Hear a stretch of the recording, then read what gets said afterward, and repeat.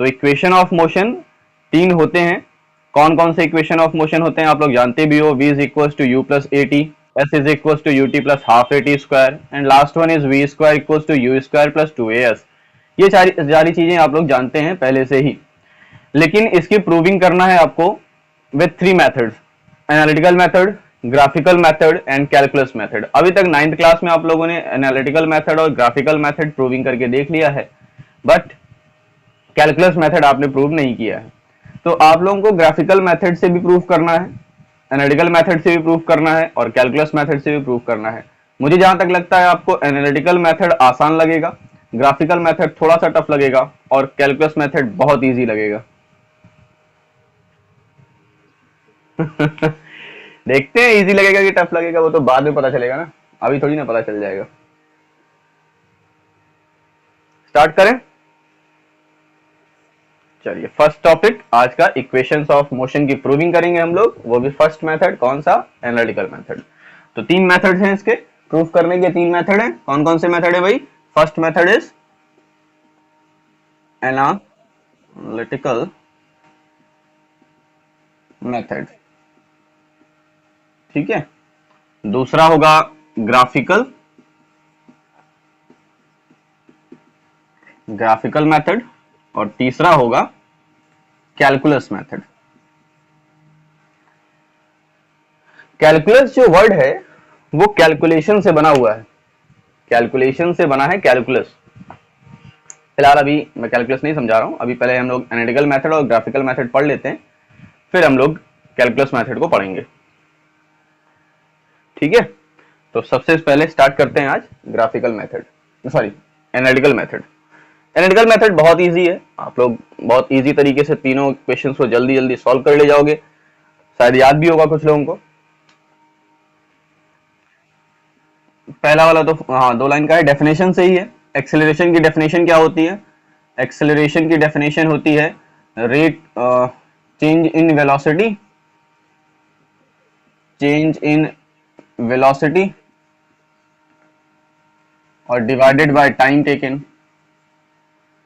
तो a is equal to v minus u upon t, t का multiply कर दीजिए, a t is equal to v minus u को इस side ले आइए तो v is equal to u plus A t. ये प्रूव हो गया फर्स्ट इक्वेशन, तो बहुत इजी है। सेकेंड इक्वेशन प्रूव करते हैं। सेकेंड इक्वेशन को प्रूव करने के लिए क्या किया जाए?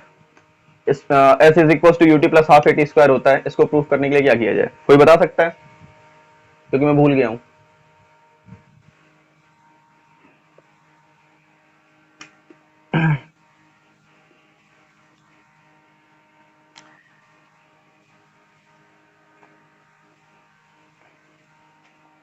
देखो,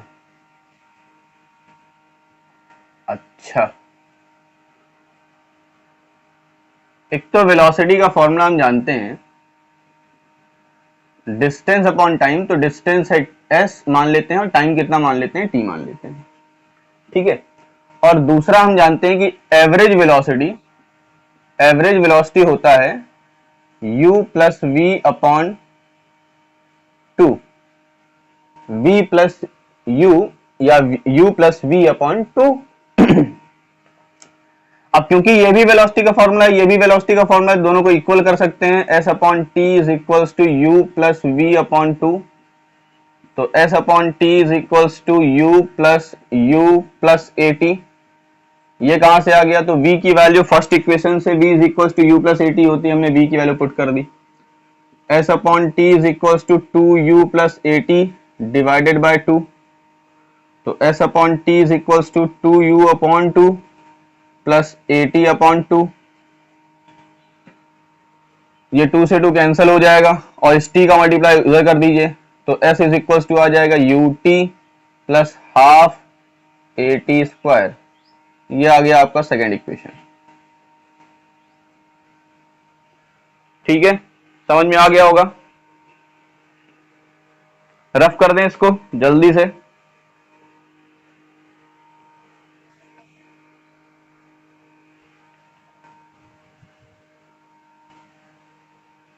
स्क्रीनशॉट लेते रहिएगा आप लोग। हाँ, नोट्स में रहा भी होगा ये।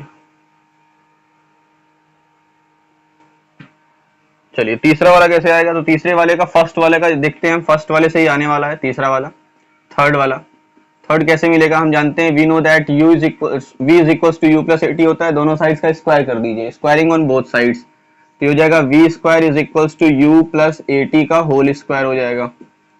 तो v square is equal to u square plus a square t square plus two u a t, ये समझ में आ गया, ये समझ में आया, बोलो भाई, नहीं बोलोगे मैं ऐसे पढ़ाता रहूंगा, नहीं बोलोगे। अरे मेरी आवाज आ रही है कि नहीं आ रही, धीरे आ रही है इससे मैटर नहीं, आ रही है ना। अरे उसके यहाँ नेटवर्क प्रॉब्लम हो गई लग रहा है, एक तो टावर लगवा लो अपने घर पे। V square equal to u square plus two u a t plus a t, अब चुप चुप चुप चुप, यहां से ए कॉमन ले लीजिए, ए कॉमन लेने पर क्या मिलेगा आपको, two U T plus A T square, ये कॉमन मिलेगा, है ना। अच्छा, अब ये जो इक्वेशन आपको दिख रहा है ये वाला, ये जो दिख रहा है ना, इस पे देखिए, अगर इस पे अगर आप देखेंगे टी का मल्टीप्लाई इधर कर दीजिए, टू का मल्टीप्लाई इधर कर दीजिए, तो आपको क्या मिलेगा, यहां से ये मिल जाएगा two U T plus A T square is equal to two S, two U T plus A T square equal to two S, यहां पर क्या लिखा है, two U T plus A T square ही तो लिखा है, तो हम इसकी जगह पर क्या लिख सकते हैं, टू एस लिख सकते हैं, तो यू स्क्वायर प्लस टू ए, और हो गया थर्ड इक्वेशन। आई बात समझ में, आई बात गई समझ में, ठीक है। रफ करें, ग्राफिकल मेथड पढ़ाएं,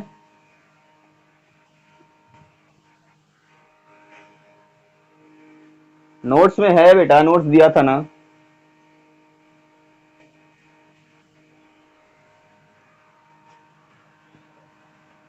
चलो भाई, ग्राफिकल मेथड दूसरा मेथड है, ग्राफिकल मेथड देखते हैं, ग्राफिकल मेथड कैसे प्रूव होता है।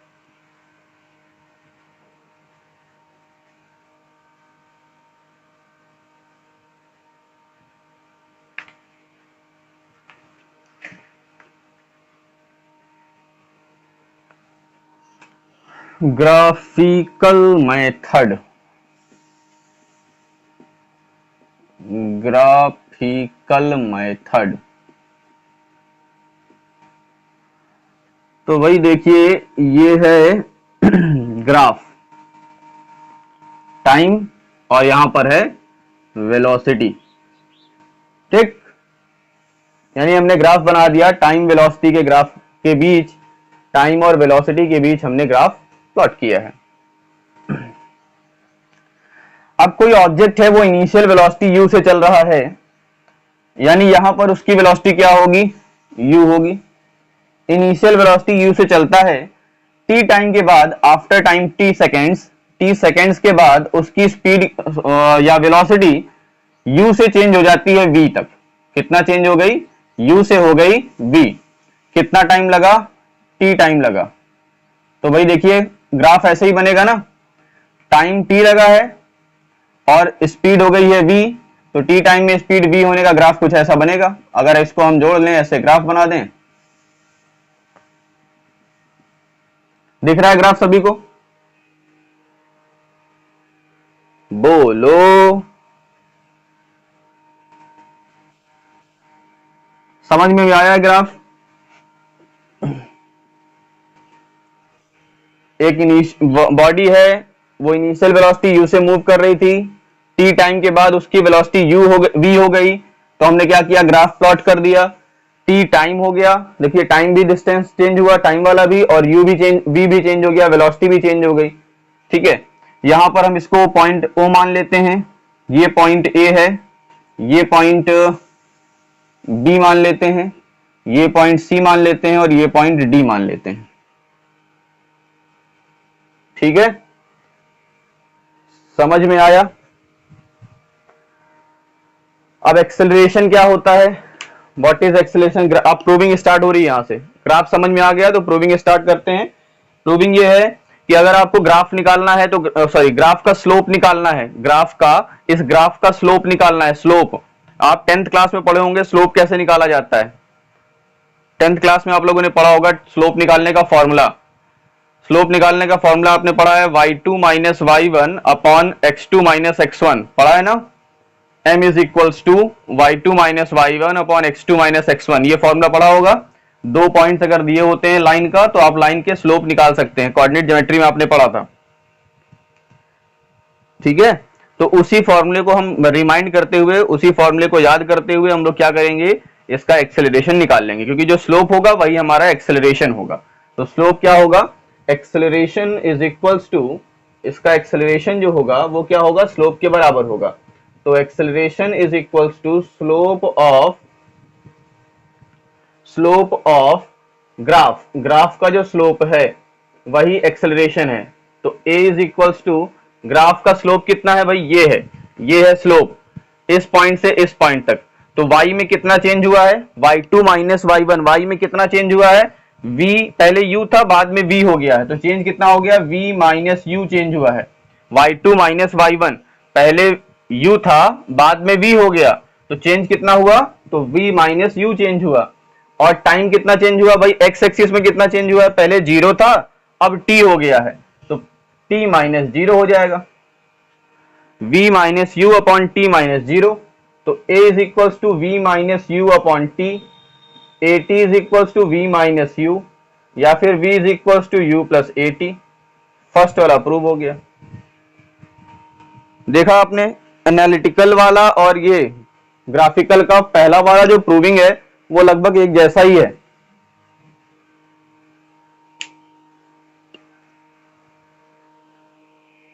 समझ में आया,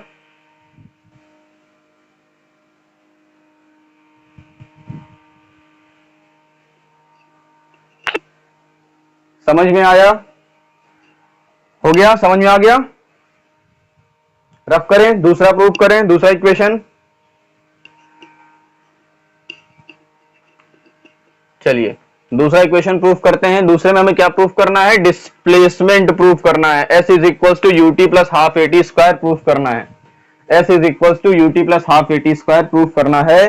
तो शायद आपको पता होगा कि अगर हमें डिस्प्लेसमेंट फाइंड करना हो किसी भी ग्राफ का, अगर ग्राफ का डिस्प्लेसमेंट फाइंड करना हो तो आप क्या करिए, ग्राफ का एरिया फाइंड कर लीजिए।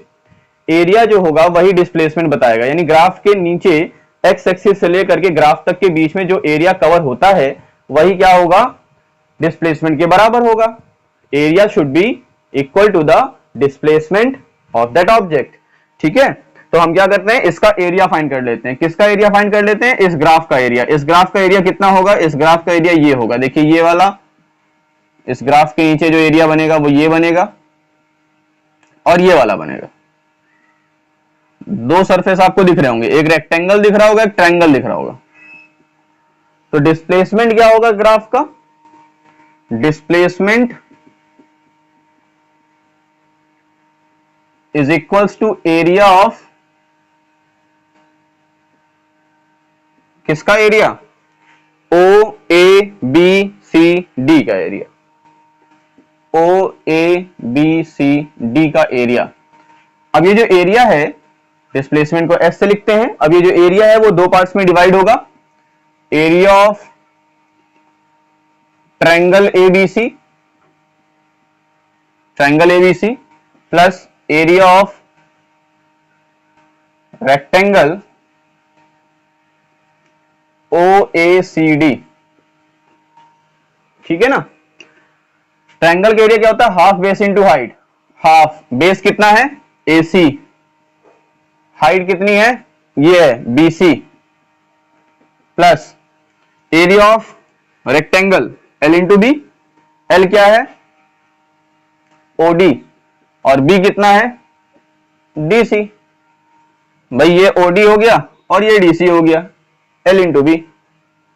हाफ AC की वैल्यू OD के बराबर है, इट मींस ये T हो जाएगा, मल्टीप्लाइड बाय BC की वैल्यू क्या होगी, बी से सी तक की वैल्यू, यहां से यहां तक की वैल्यू, भाई यहां से यहां तक की वैल्यू v है और यहां से यहां तक की वैल्यू u है, तो v में से u माइनस हो जाएगा, v माइनस u,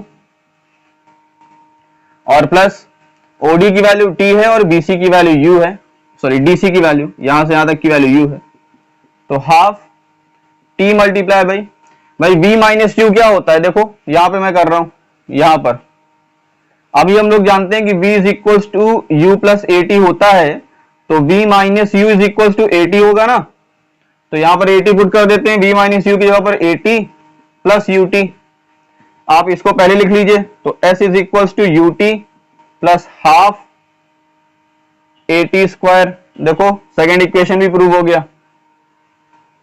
किसी कोई दिक्कत है?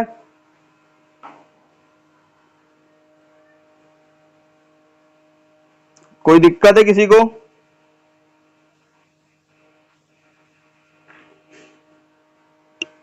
ग्राफ बता दे एक बार और।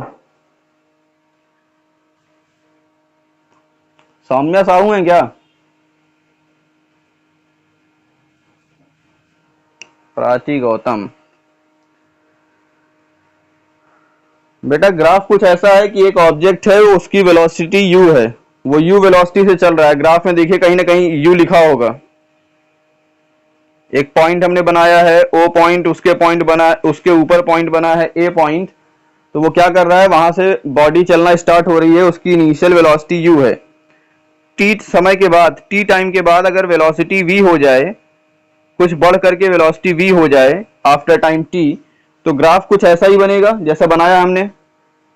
भाई टाइम भी बढ़ रहा है और वेलोसिटी भी बढ़ रही है, तो टाइम और वेलोसिटी अगर दोनों बढ़ेगा तो हमने ग्राफ बना लिया। फिर जहां जहां पे पॉइंट कट कर रहे थे उन पॉइंट्स को नाम दे दिया हमने, ओ ए बी सी और डी नाम दे दिया, ग्राफ कंप्लीट हो गया। फिर हमने फर्स्ट इक्वेशन प्रूफ किया, फिर हमने सेकंड इक्वेशन प्रूफ किया। सेकंड इक्वेशन प्रूफ करने के लिए हमें डिस्प्लेसमेंट चाहिए था, और हम जानते हैं कि अगर हम किसी भी ग्राफ का एरिया फाइंड कर लेते हैं तो ग्राफ का एरिया हमें डिस्प्लेसमेंट की वैल्यू देता है, तो हमने ग्राफ का एरिया फाइंड कर लिया, डिस्प्लेसमेंट की वैल्यू फाइंड कर ली हमने, और हमने सेकंड इक्वेशन फाइंड हो गया। ठीक है, रफ करें इसको। अगला इक्वेशन थर्ड वाला, तो थर्ड इक्वेशन जो है वो बड़ी दूर से आया है चल करके,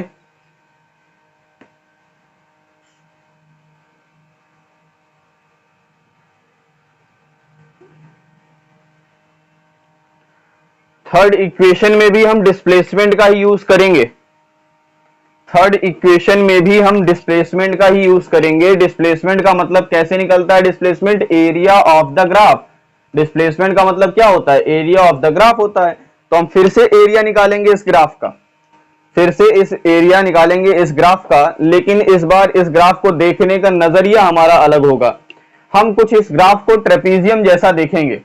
अगर इस ग्राफ को आप देखिए, अगर इस ग्राफ को ऐसे सीधा कर लीजिए, ये लेटा हुआ है, इसको आप घुमा करके ऐसे देखिए, तो ये आपका बेस दिखेगा, ये वाली लाइन परपेंडिकुलर दिखेगी, ये वाली लाइन, ये जो OA है, OA is parallel to BD, OA जो है वो BD के पैरेलल है।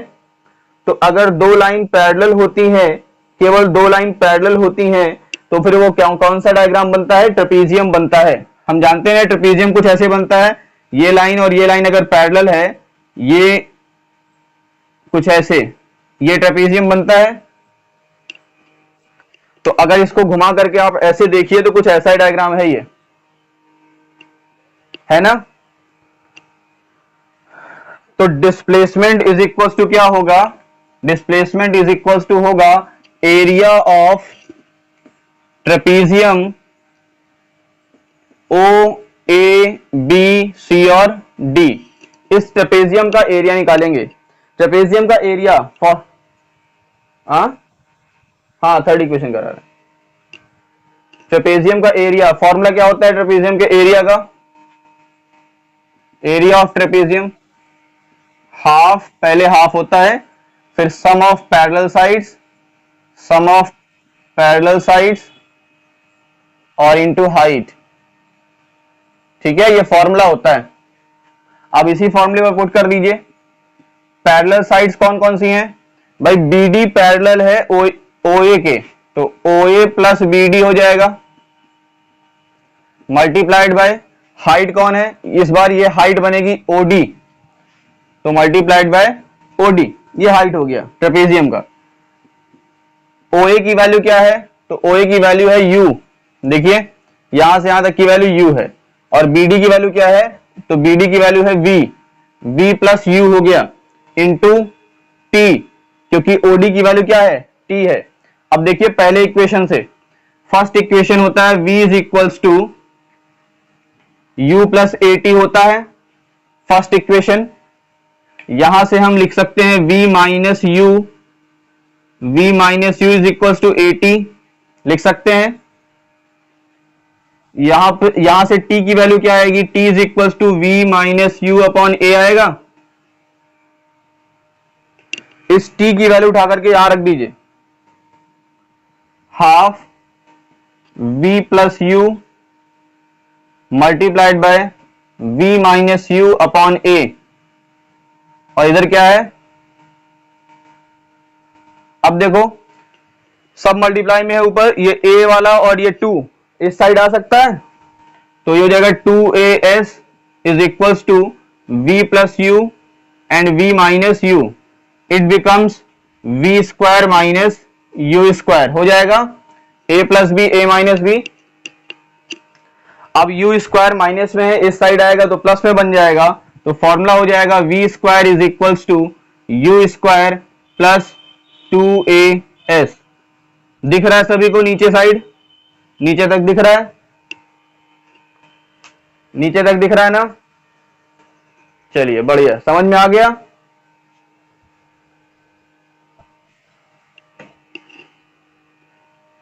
थोड़ा सा कॉम्प्लिकेटेड है, बहुत ज्यादा नहीं है, अगर आप एक बार ध्यान से पढ़ोगे तो समझ में आ जाएगा।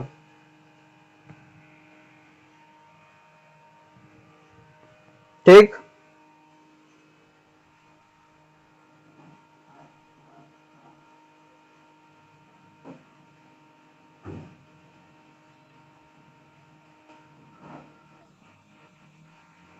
थोड़ा सा बताएंगे कैलकुलस के बारे में, मेथड कल कराएंगे, कैलकुलस मेथड से प्रूविंग कल कराएंगे। आज थोड़ा सा क्योंकि 10 मिनट ही बचे हैं अब, तो हम कैलकुलस के बारे में बताएंगे कि डिफरेंशिएशन और इंटीग्रेशन करते क्यों हैं और कब अप्लाई करते हैं।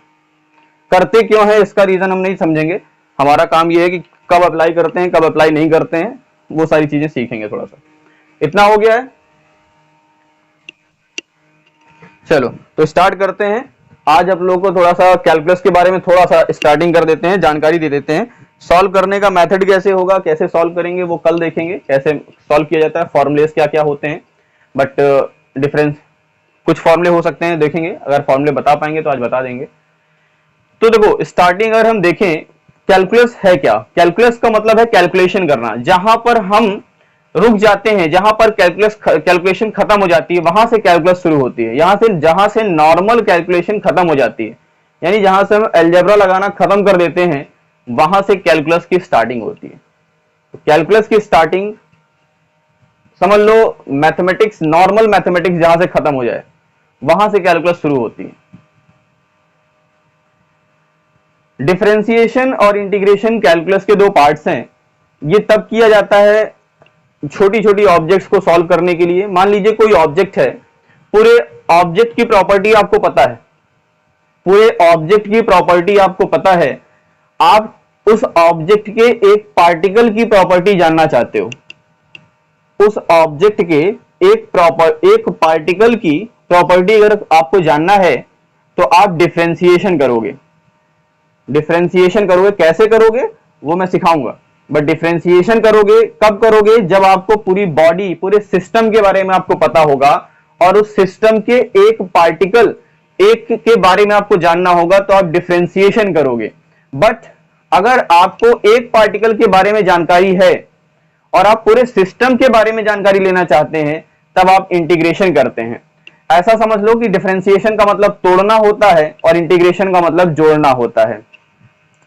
अगर ये डस्टर है, ये डस्टर इस डायरेक्शन में मूव कर रहा है तो पूरे डस्टर की वेलोसिटी आपको पता है, पूरा डस्टर किस वेलोसिटी से जा रहा होगा, इसका एक्सेलरेशन क्या होगा, ये सारी चीजें आपको पता होंगी।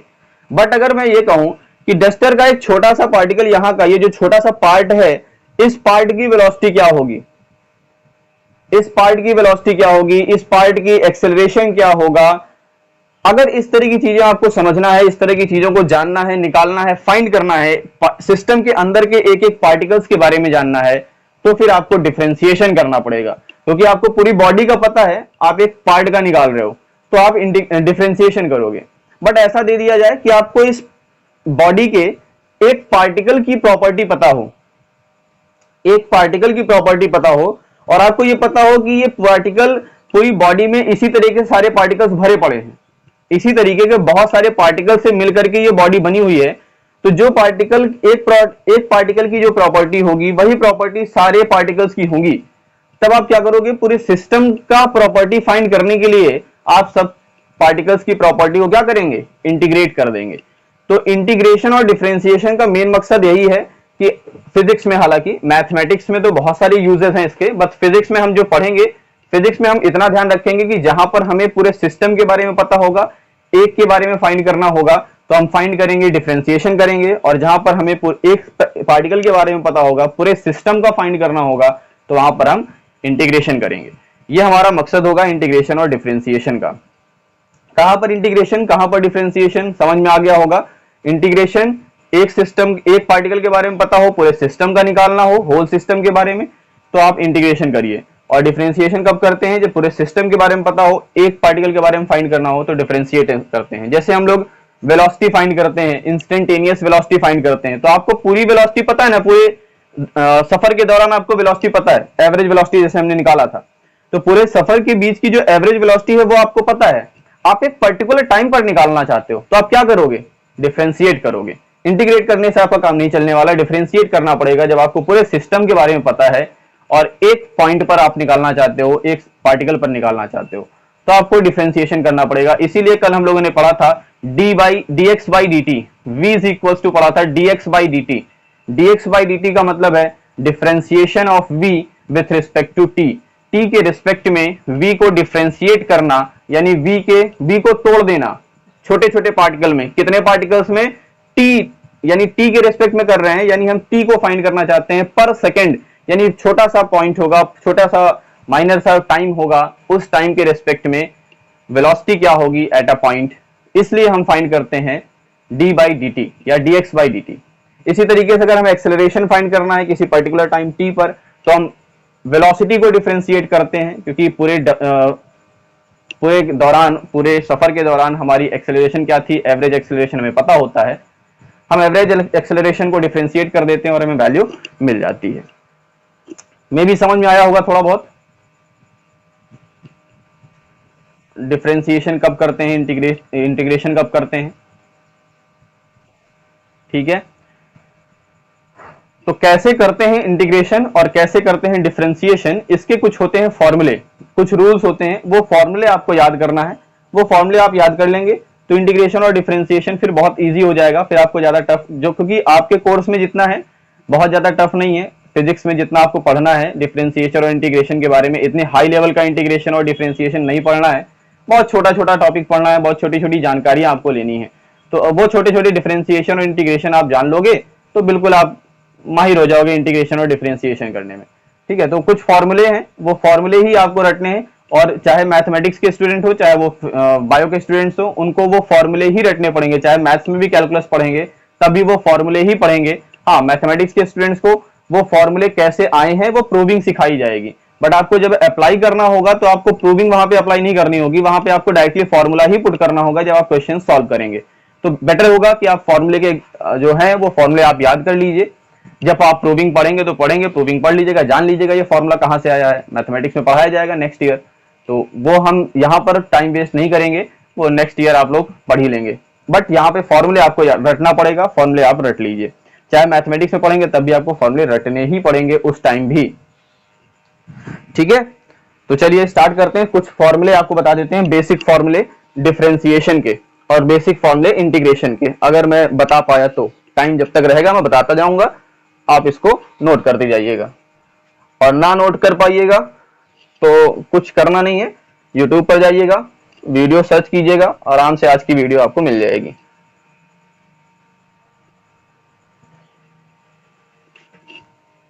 ठीक है, तो चलो डिफरेंशिएशन के कुछ फॉर्मूले हैं। पहला फॉर्मूला डिफरेंशिएशन का d by d x of x to the power n. इसको पढ़ते कैसे हैं? इसको पढ़ा जाता है d by d x of x to the power n. X to the power n के फॉर्म में अगर कोई इक्वेशन लिखा होगा तो उसका डिफरेंशिएशन का फॉर्मूला होगा n x to the power n minus one. D by d x अगर लिखा है साइन एक्स तो हो जाएगा इसका cos x. D by d x of cos x हो जाता है minus sine x. D by d x of tan x, हाँ बेटा वो प्रूविंग का काम है, प्रूविंग मत करवाओ, मुझे प्रूविंग नहीं करना है, मुझे फॉर्मूले बताना है। ये फॉर्मूले हैं, कहां से आए हैं वो आप पढ़ने की इच्छुक हो तो मैथमेटिक्स ले लो। लेना है मैथमेटिक्स?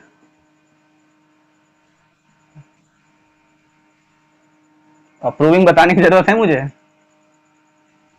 अब वही है कि एक फॉर्मूले के लिए, अब उसकी एक फॉर्मूले की अगर हम इसकी प्रूविंग मैं करवाने लगूंगा तो फिर पूरा ब्यौरा देना पड़ेगा ना, डिफरेंशिएशन शुरू से मुझे समझाना पड़ जाएगा। और डिफरेंशिएशन समझो सिर्फ यहीं से नहीं है, डिफरेंशिएशन पढ़ने से पहले हमें एक टॉपिक है limit continuity, limit and continuity. तो पहले लिमिट और कंटिन्यूटी पढ़ेंगे, डिफरेंशिएबिलिटी पढ़ेंगे, तब जाकर के डिफरेंशिएशन पढ़ने को आएगा। तो लंबा टॉपिक है।